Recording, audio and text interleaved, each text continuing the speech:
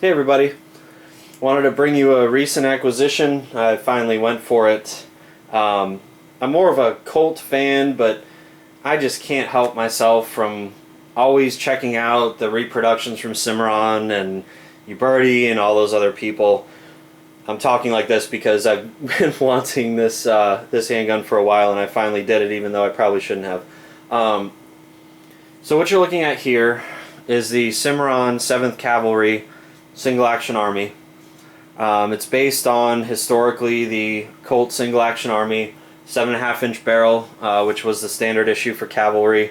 The 5.5-inch barrel was issued to the artillery, and I always find it interesting that the cavalry got the longer barrel, whereas the artillery got the shorter barrel. Not sure where the logic was on that one. You'd think with artillery farther away from the battlefield, if something went wrong and troops got turned around, you'd want a longer barrel if you had to fire at a longer distance. And with cavalry, you're right in the fray, you've got it holstered. Wouldn't you want a shorter barrel to be able to get it out of the holster a little bit faster and also be able to wield it a little bit easier? The 5.5-inch barrel weighs a little bit less than a 7.5-inch. So that's a bit curious. I'm sure I could research that online and find the answer. There's probably something very obvious, and I just haven't thought of it, thought of all the negatives to it. But I've always wanted the 7.5-inch barrel. If you see my other videos, I actually have a Colt Single Action Army in the 5.5-inch barrel. And I'll do this is kind of a sneak preview type of a thing. I'm going to do a comparison in terms of the actions, the sounds, and the general workmanship, and how everything goes between the Colt and the Cimarron. That'll be an upcoming video. But I couldn't help but bring this one to you. So this one's the 7th Cavalry from Cimarron, and if you know about the reproductions, the Cimarron is actually kind of like an outsourcer or an insourcer of Uberti firearms. Cimarron has their own specs, and they send them over to Uberti, which then, develop the firearm, the bluing, the case coloring up to Cimarron specs. And generally, Cimarron has a better quality control. Whatever they get from Uberti, if it's not up to their standards, they'll send it back. So it's generally, if you get a gun that's a Cimarron gun, it's Uberti made, but quality controlled by Cimarron. And I have to say, with this model, I ordered it online without any actual look at it first. I ordered it through Cheaper Than Dirt, and didn't have the actual gun to look at. I just placed the order online, and it came. So I was a little bit worried about the bluing and the fit and finish and the case coloring, since I hadn't seen it, and I know reproductions can lack in certain areas. But I was actually quite surprised with this one. The case coloring, at least on the bottom part of the frame, is really, really nice. This case coloring down here is similar to Colt's case coloring. It's really nice. You got nice tones of blue, you got the charcoal bone color here, the grays, the browns, all the lines are really nice in it. You get up here and it's still okay. You get up to the top strap and it's a little bit lacking. It's still nice, and for the price you can't complain. I mean, this was, I think, $440 or something like that, in the 400s range. So it's not a complaint. It's just so that people can see kind of what you're going to get and what you're looking at if you don't see the actual firearm you're going to buy. Again, here down on the frame, really nice case coloring. This is great. That's exactly what I want to see throughout the whole piece, but it really shows up down here. Once you get up here, there's some nice spots, but again, around here it's okay. It's not bad, and for the price, I'm not complaining at all. Back here, it's nice browns, really nice browns back here. And the bluing is spectacular. The bluing's just fine. You'll see some swirls here from ballistol and stuff. I haven't shot this yet, and I've been dying to shoot it. The bluing is good. There's no missed areas that I can see. Of course, on video I'll probably find something. Here at the top, if I can get it right, you'll see Cimarron FA Company, Fredericksburg, Texas, made in Italy. And down here, if I can get it, you'll see A. Uberti, which is Aldo Uberti, Italy. And you'll have import stamps there. You'll have some import stamps down here. Thing about this model, the 7th Cavalry, is it's based on the Colt black powder frame, which means you have the full circular, and this is unloaded just so that the people online can see that it's already been checked, it's unloaded. So Here you can see on the black powder frames you have, which I really like, the full round moon ejector. If you see the later model Colts, second, third generation Colts, and the reproductions that are later generations, you'll see a half moon. And on my Colt single action video you'll see that as well. This full moon, I've never handled one before, but man, is this nice. I can't tell you the tactile feel here, to have a full moon right on the tip of your finger. It's a lot nicer than the half moon. I don't know why they went to half moon. I like this. It looks good. Down here on the black powder frames, and this is something interesting that maybe some viewers will know more about. On first generation Colts with black powder frames, the cylinder pin is actually in the frame under here. On the smokeless powder and later generation model Colts, you have the actual cylinder pin right here where you connector where you can actually press it in. It's spring loaded. You press it in, you can slide the cylinder retainer pin out. On black powder frames, this is usually a flat screw that you literally have to unscrew, then slide this out. And I think on these reproductions, this is a quicker method. I don't need a screwdriver to unscrew this.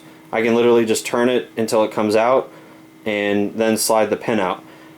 This, I don't think, if you see any first generation Colt single action armies, you won't see this type of mechanism, which makes me feel a little bit strange, because this is supposed to be up to spec on a 7th Cavalry first generation Colt single action army. So why they included a little modern touch, a little ease here, I don't know. I don't want it easy. I want it to look exactly like it was. And part of that is the partial stamping of serial number on the cylinder. And the other feature here is it has a US stamp, the Colt original Colt patent dates, the US there, 45 cal right here. Serial numbers are kind of neat because they're kind of off-centered, which is kind of like the first generation Colts. They weren't perfectly aligned. And another interesting feature here about the 7th Cavalry is that Cimarron created, I think, a run of 2,000 7th Cavalry single action armies per company that Custer had at the Battle of the Bighorn, the Little Bighorn. So they made 10,000 of these supposedly, 2,000 in each company, and I happened to get F Company of the 7th Cavalry, and that's how they were marked originally, whenever Custer had the Battle of the Little Bighorn.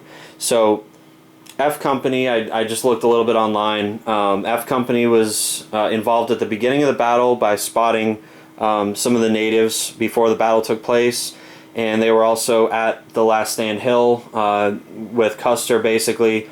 So I'm glad I got the one with F Company.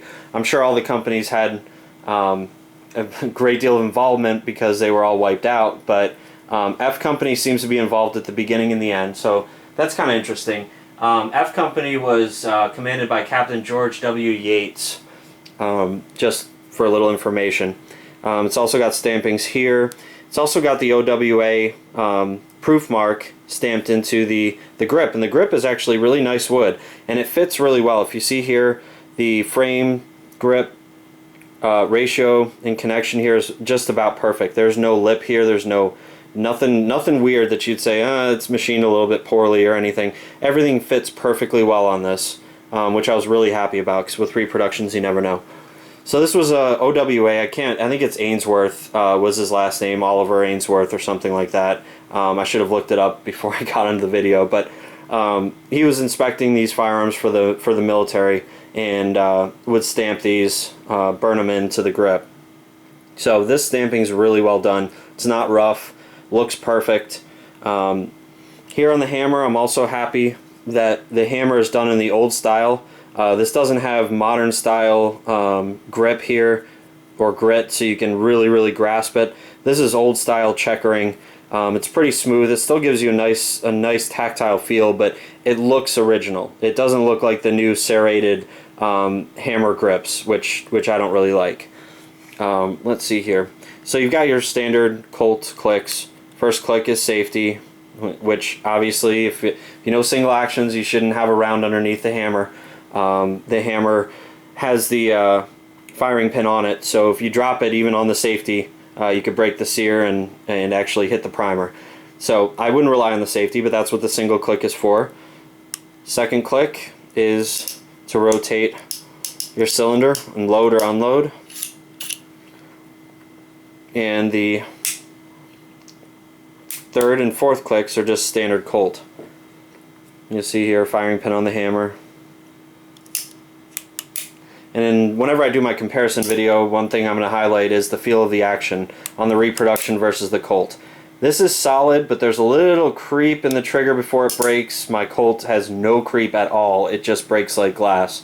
The clicks for safety and loading and unloading are, they sound stronger and they feel stronger on the Colt. And again, I don't expect a Colt action in a reproduction. I'm not saying I expect that. I'm just telling you the differences in case you're considering a reproduction and want to know about the quality and what it's going to feel like if you're used to a Colt.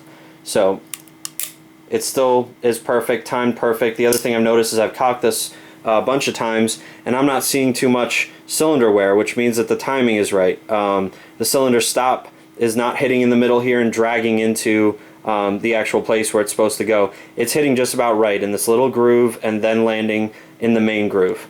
So that's a good sign that the action is timed right. And there are the sights. Obviously, if you know single actions, it's a standard kind of fixed groove and post front sight.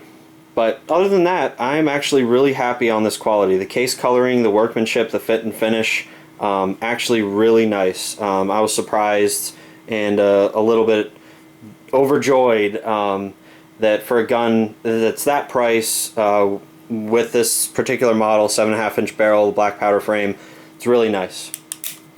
So I will be shooting it. I've got a whole bunch of black powder 45 Colt loads, so I am going to be shooting it and putting it on video and doing, as I said before, a comparison, Colt versus reproduction.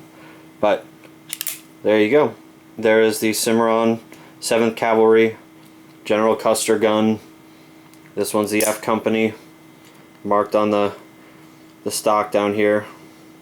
F Company 7th Cav. So, just wanted to bring this to you. Thanks for watching.